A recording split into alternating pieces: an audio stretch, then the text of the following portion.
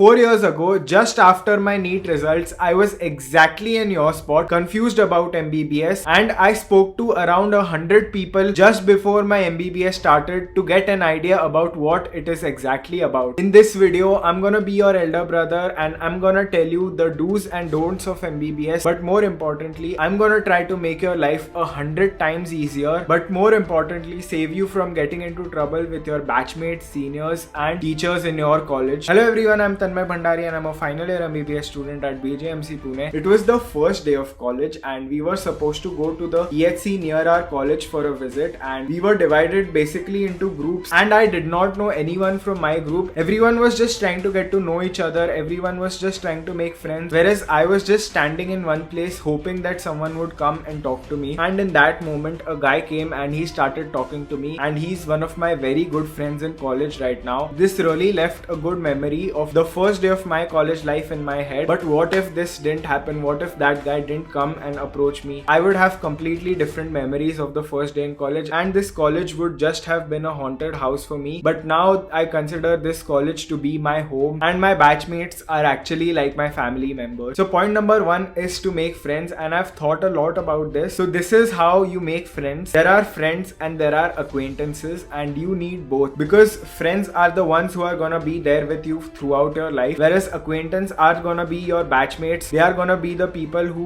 when you grow into big doctors, you go into super specialities. If someone gets a neurosurgical case and you're a neurosurgeon, they'll just be like, yeah, this is a neurosurgeon that I know, and they'll quickly refer them to you. Whereas if they don't know you, they are not acquainted to you, they will be hesitant in sending patients over to you. And this works vice versa, and this is how you build contacts in the medical field. So you need to be acquainted to a lot of people in your college life, whereas your friend group and friend circle can be limited. So this is how you start out. Start out by being extremely nice to people. Don't go out of the way, but just be a nice person. Just greet people, just try to learn their name. When you remember someone's name and when you say it in a conversation, it makes them feel special, and this is how you will start creating a bond. In the beginning, you will be speaking to multiple people, but slowly you will filter out people according to your interest. Suppose you play PUBG and you're interested in PUBG, so somehow you will strike up a conversation with a guy who plays PUBG, and then he'll say, I know another guy who plays PUBG, and slowly and steadily with your like-minded interests and like-minded people will start coming together, and this is how over years you will form your core group or core friend circle. But at the same time, if you don't go to people, if you don't approach people, if you don't greet people, you will be exposed to a lesser number of people, and your ability to choose your close friends will be limited, and you might miss out on gems that you could have actually found in the first few days of college. There is a specific don't that I want to tell you here, is that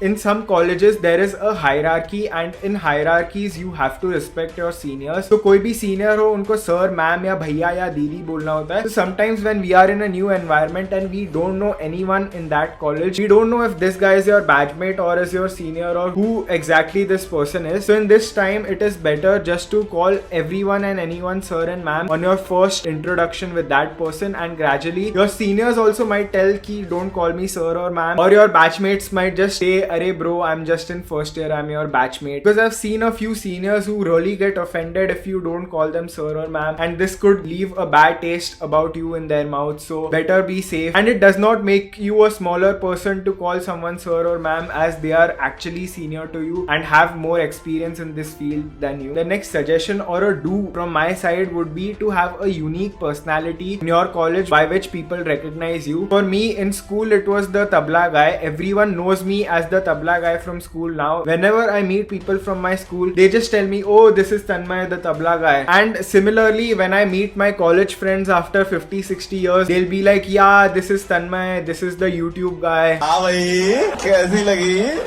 And this is how, like, if people are able to associate a certain kind of identity with you, this can be used both positively and negatively. For example, XYZ might be known as the guitar guy in college, and he is probably the person who gets most girls in your college. And there might be certain guys who are known ki, हाँ ये तो बेवड़ा है, ये है, ये नशेड़ी है, whatever.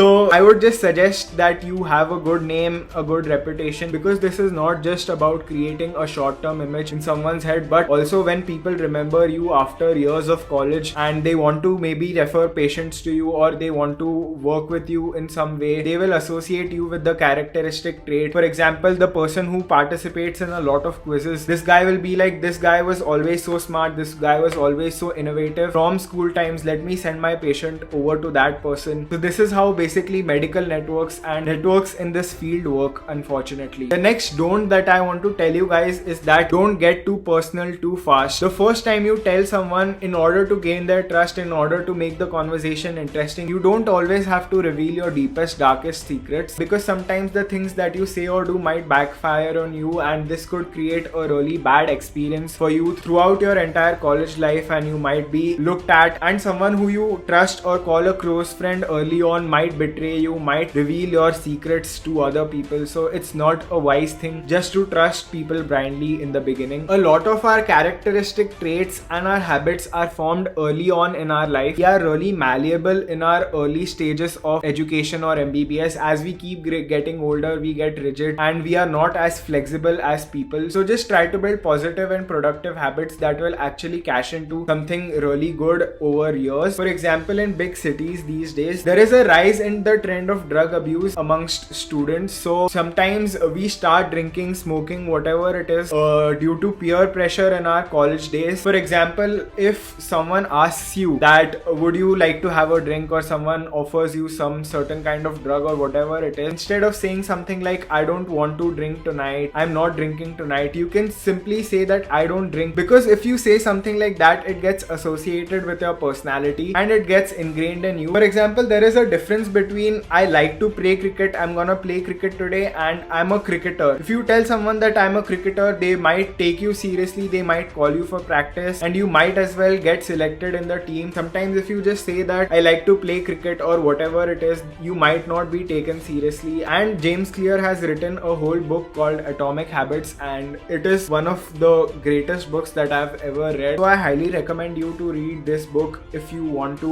learn more about habit building. Early on in my MBBS days, they had organized a lot of fests in order for juniors to interact, for juniors to enjoy, for juniors to acclimatize to the college environment, and me and my group were never open to such kind of fests. But if I was open to fests, if I would have done anchoring in my college fest, if I would have gone up on stage and if I would have danced, I would be much more confident, and I would have started this YouTube channel much sooner than I started now, because it takes a lot of guts, it takes a lot of social proof when you want to start something big. So a big do would be to be open to new experiences and good kind of experiences. For example, if there is a drama going on in your college, be open to it. Just go and give your audition and see where the journey takes you. You might be a good actor after all. Usually anatomy teachers are pretty strict and they are known to trouble their students, so you don't want to get in your teacher's eye. You don't want to do something extra out of the way which will catch your teacher's eye, which will get you into the bad books or the red books, and then there is a chance that your teacher might have a beef against you and they will try to give you a hard time in college. So just try to be as invisible as you can in your college, because if they don't notice you, they won't notice even if you're absent, even if you decide to bunk college to do some other fun stuff and basically to do whatever you want to do. The next do that I want to tell every person here is that you have low expectations. I know you guys have been dreaming about getting into MBBS ever since you were a child, ever since you played doctor for the first time in your life, and I know that YouTube, watching movies, listening from other people has raised your expectations about MBBS,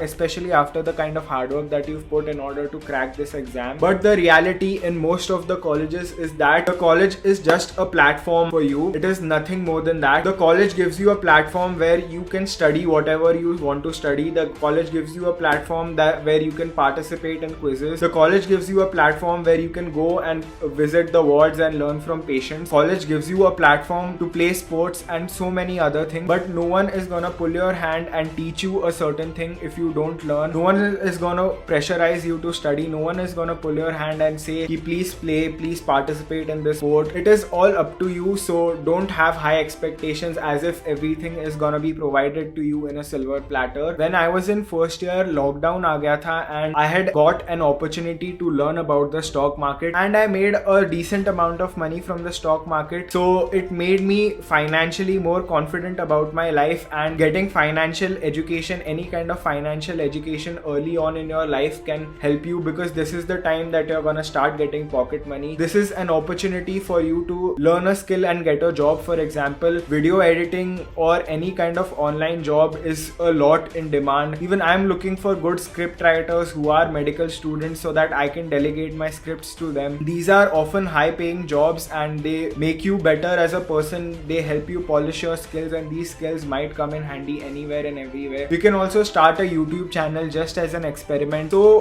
what I'm trying to say is that it's really important to learn about money, and you can use apps such as Decimal to save 30 rupees per day or invest 30 rupees per day in order to build a habit. As I said, building habits is critical. So if you build up a habit of saving, if you build up a habit of investing, it will pay off in the long runs, as compound returns give you a lot of money at the end of it. Now I'm gonna talk about one of the most scary and controversial topics in the medical field, that is ragging. Probably MBBS में जितनी ragging होती है वो उतनी कोई और field में नहीं होती. Even if ragging is banned, even if there are a lot of government organizations working towards it, ragging is completely not gone, and this has been going on for years. It has been going on for generations. So this does not give a reason for ragging to be justified, but I'm gonna risk my own reputation and I'm gonna give you the whole truth here, because I don't want to mislead anyone, and this could even get me cancelled and even get my YouTube channel cancelled. So please leave a like if you genuinely appreciate my effort. So this is an actionable step. I know that ragging is inevitable in all colleges. So the college that you are going to go to, or the college that you are planning to go to, just speak to a few people who know people from that college, or speak to the people directly who you really know about the ragging situation in that college. Because if there is the kind of ragging that you can't tolerate, then there's no point in making your life miserable, because everyone has their own tolerance limit towards various things. Some people just can't tolerate ragging at all. I'm not here to judge anyone here, and I'm not here to tell you what's right or wrong, but it is completely dependent on you and your kind of threshold. Ragging is really trying to get out of you. For example, in some colleges there is ragging for a month, and after that seniors and juniors basically become best friends. In some colleges there is worse kind of ragging where they make them do all kinds of work, they make them do inappropriate things, and it just makes their life a mess. It messes with their self-confidence, it messes with everything they have, plus they lose out on a lot of things. So this might turn you into depression. So just try to get to know what the real situation in your college is, and just take a minute to think that would I be okay with this kind of a situation, and if not, what should I do in order to counter this? Just think about scenarios that could happen in your head, and just think what you're gonna do in that situation. What is the limit where you're actually gonna call the police, or you're gonna take some actionable steps? For me, the first actionable step is gonna be to put the number of the ragging helpline number in the first pinned comment so that you guys can check it out. The next thing that is very controversial is relationships. Is it a do or a don't? Well, let me say my side of it. I have seen people who've been dating from the first year of their college life. They are married, they have kids, their kids are doing MBBS now, and their lives are amazing. And this is a trend in MBBS where a medico gets married to medicos only. But there is another side to it where there are people who get their hearts broken. There are people whose lives get destroyed because of relationships. There are people who get into trouble because of relationships. So it is completely up to you. I am not an expert in relationships, and I'm here to give you unfiltered truths. So I'm not gonna speak about things that I really don't have the knowledge about, and I'm really not in the place to give you knowledge. But if my knowledge expands, if I get better insights about how to deal with relationships, I'm gonna make a future video about this. But right now I'm not in a situation. But one thing that I have a stand against is the kind of hookup culture that goes on in big cities. In big cities there is hookup culture, there are one night stands, people cheating on their girlfriends and whatnot that happen. So please avoid that kind of drama, please avoid those kind of situations. They are cheap dopamine or instant gratification is not gonna lead you anywhere. It is just gonna mess your life up, and please avoid such complicated situations and keep your life, especially your love life, as simple and pure as possible. And if you still want me to say if you should get into a relationship or not, I would just say one thing. Wise men say only fools rush in, but I can't help falling in love with YouTube. Now let's talk about the biggest do, and I want each and every person to do this. This is health and fitness. Now I want to talk about the biggest do, and I want each and every person to do this. So consider two people. The two people who have exactly the same routine, who go to the same college, who do the exact same things as each other. The people who do the exact same things throughout the day for multiple days. But there is only one difference between these two people. One guy goes to the nearest vada pav shop every day, has vada pav and chai for 20 minutes, and the other guy spends those 20 minutes working out. There is gonna be no significant difference after months or even a year or two. But if you go and see 20 years down the line, these habits that they've built just to work out 10 or 15 minutes during the day, just to eat healthy food, just to not eat junk food, could really be the difference between an obese doctor who's trying to tell people to lose weight, who's probably himself depressed in his own life, and someone who's really fit and active, who's actually working with their patients about their fitness, who's helping their patients out with their fitness,